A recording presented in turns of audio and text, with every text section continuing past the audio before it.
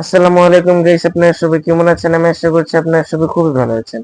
তো গাইস, চলে আসলাম আমার আরেকটি ব্লগ নিয়ে। তো গাইস, আমি জাপানিজ ভাষা শিখবো, সেটা আজকে পার্ট 6।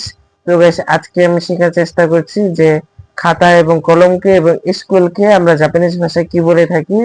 তো গাইস, আমরা গাক্কু বলে থাকি স্কুলকে গাক্কু বলা হয়। কলমকে বলা হয় গাইস পেন।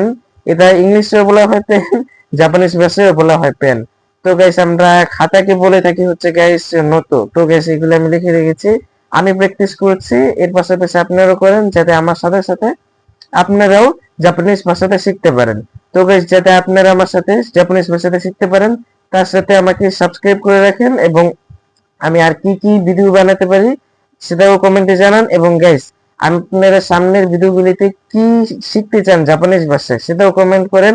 আর গাইস, শুধুমাত্র শব্দই না, কিভাবে এগুলি নিয়ে কথা বলতে হবে, কিভাবে কি করতে হবে, পার্ট বাই পার্ট আমি ধীরে ধীরে সবই শেখাবো জাপানিজ ভাষায়, যাতে আপনারা সবকিছু জাপানিজ ভাষা সম্পর্কে জানতে পারেন, শিখতে পারেন আমার পাশাপাশি। তো গাইস, এর জন্য সাবস্ক্রাইব